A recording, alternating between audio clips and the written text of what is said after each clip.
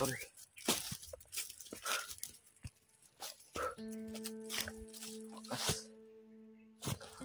Din tayo dito mga tol.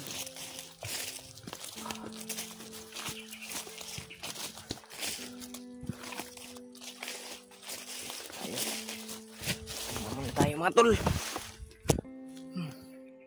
Ayun lang tayo nakapag-video mga tol kasi mahirap lagi.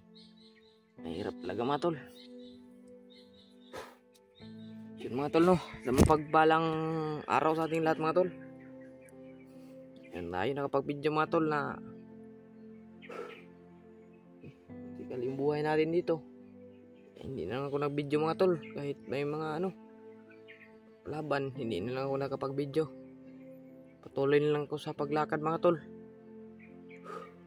Sabi palang araw sa atin mga tol. So ngayon mga tol, araw ngayon na Sunday mga tol.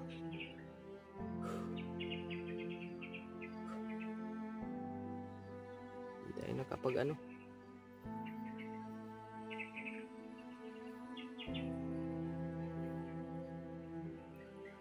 out muna sa ating mga viewers dyan mga tol no. Supportan ninyo sa aking channel mga tol. Maraming salamat talaga mga tol no. Pagdasal na lang niyo ako dito mga tol na lang masamang mangyari. Sana tayo dito mga tol. Maligtas lang tayo mga tol no.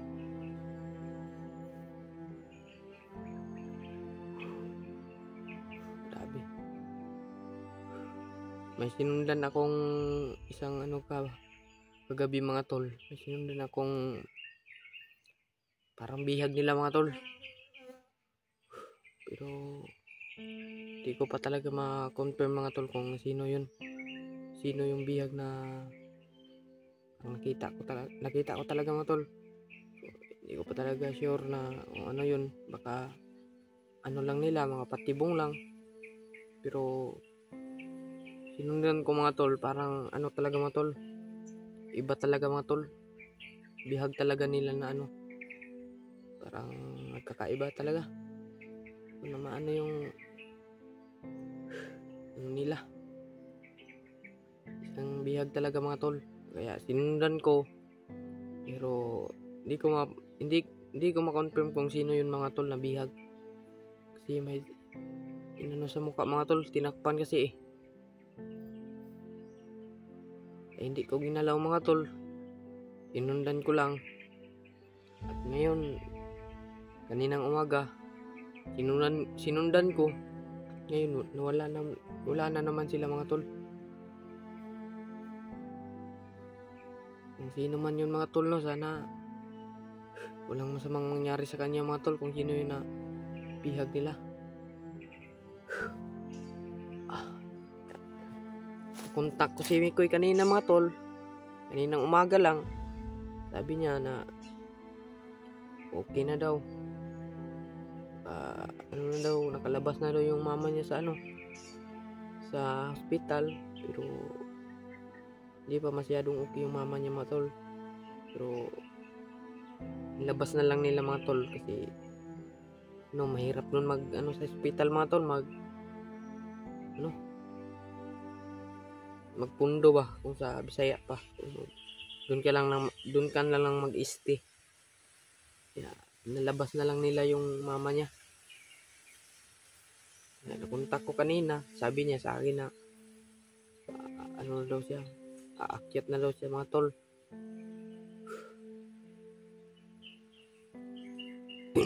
Aakyat na daw siya, sabi niya sa akin. Sabi niya sa akin mga tol na wala talaga daw si dun. Wala daw talaga si Romnick sa bahay mga tol. Yung nilagay anuhan niya kay Romnick. Pinatirhan niya kay Romnick na bahay mga tol.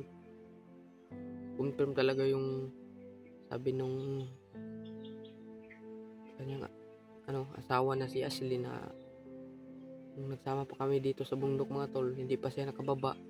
Sabi ni Ashley na wala na daw si Romnick. Kaya pagbaba ni Mikoy mga tol, pinuntahan niya yung bahay na tinitirhan ni Romnick mga tol. Wala talaga dun. Abutan niya dun mga tol, yung mga dugo. Yun. Sana mga tol, no, maalam namin kung nasaan yun si Romnick, dinala nila ba, at kung anong nangyari kay Romnick. Sino man yung gumawa ng ano kay Romnick mga tol, no? Sana kita natin si Romnick mga tol, naligtas lang ba kung saan siya ngayon. Sana dasalin niyo mga tol, no? Sabi ni Mikoy mga tol na paakyat daw siya, ano niya, alam kung nasaan si Romnick. Ngayon akyat na yun si Mikoy. Kanina tawag siya mga tol na paakyat na talaga siya. Sana yung bihag nila mga tol, no, na sinundan ko kagabi, sana kung sino man yun, sana lang mangyaring masama sa kanya mga tol. Sana ipagdasal ninyo siya. Sabi, hirap talaga dito sa bundok mga tol, no? Kung sino man yung naghahanap sa bata mga tol, no, kawawa talaga yung bata mga tol.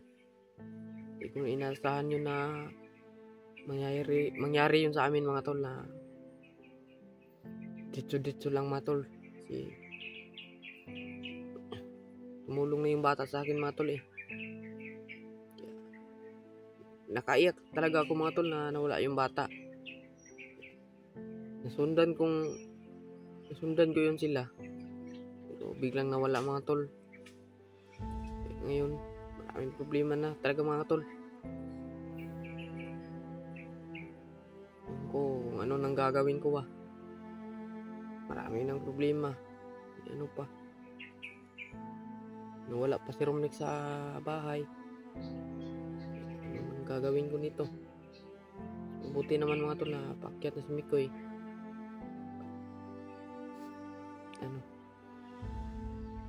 Anuhin ko lang yun mga tol. Sugaton lang nako para makita mi. Tako na ako para makita mi mga tol. Kami dalawa.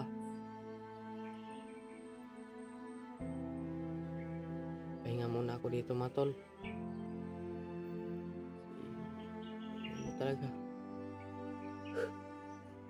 Nakapoy na ba?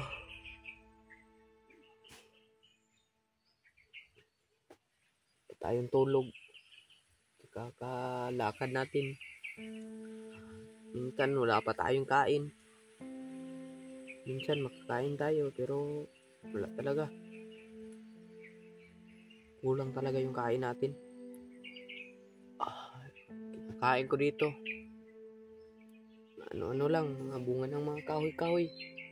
So, iba talaga yung kanin talaga mga tol, no? Yung bigas ba? Iba talaga yun kapag kinakain mo lang na dito lang sa bundok na mga pagkain. Iba talaga dun. Ano nga.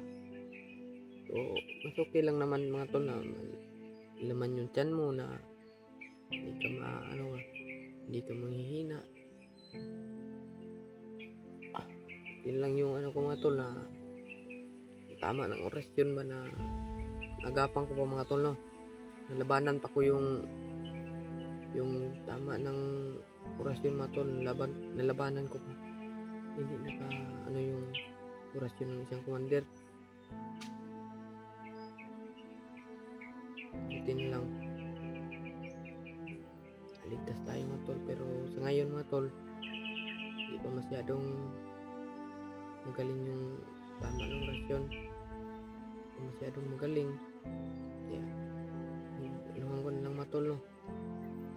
Pitihan ko na mga tol na sana kilang to, kinaya ko na lang mga tol.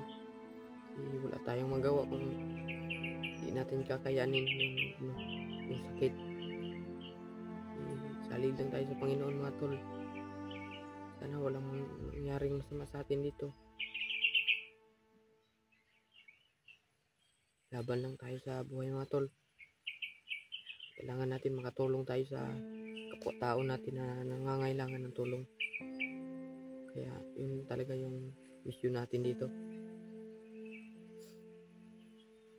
Mahirap man mga tol, pero kinakailangan natin na makatulong tayo mga tol. Lalo na yung mga tao na mababait sa atin, yun talaga yung kakailanganin natin na tulungan. Tutulong tayo sa mga walang yung tao, tulad ng mga bandido dito na mga napakahayop, ibang mga commander na grabe yung mga ugali nila. Nakawawa nila yung tao na walang alam-alam. Butihan na lang natin yung ginagawa natin. Sana successful tayo mga tol. Makatulong tayo. Buti.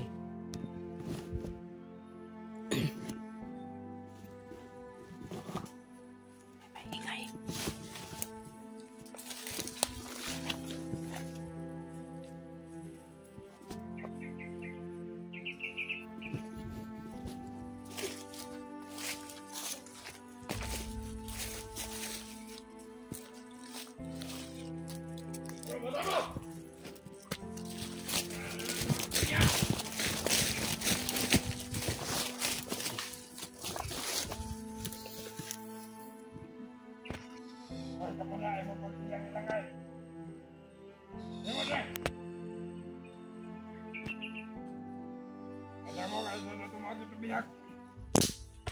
Sino kaya? Ito yung sinundan ko mga tol na. Yung sinasabi ko na bihag mga tol, ito yun.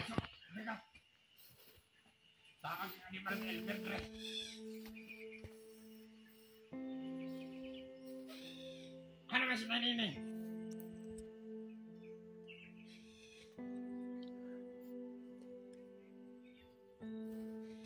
Ay, Manini. Biyaan mo na. Grabe gawan. Kasama ko ba na? Kasama ko ba pa? Ikaw na.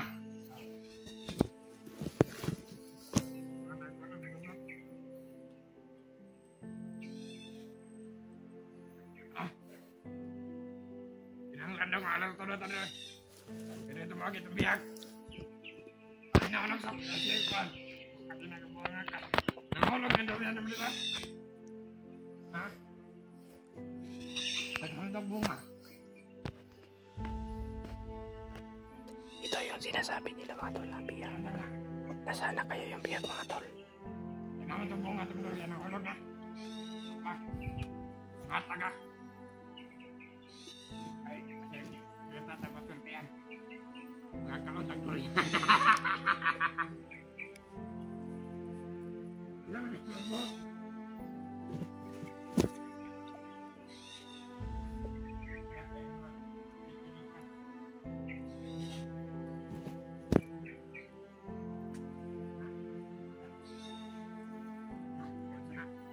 Tara! Yan na ito! Wala ko lang sa mata niya. Delikado kayo. Tao ba na tayo?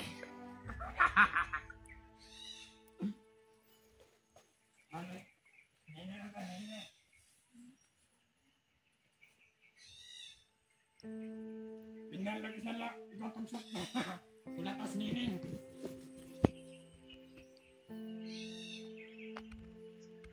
Hintay nila yung sabi niya na bihag mga tol. Patay ka sa akin ngayon.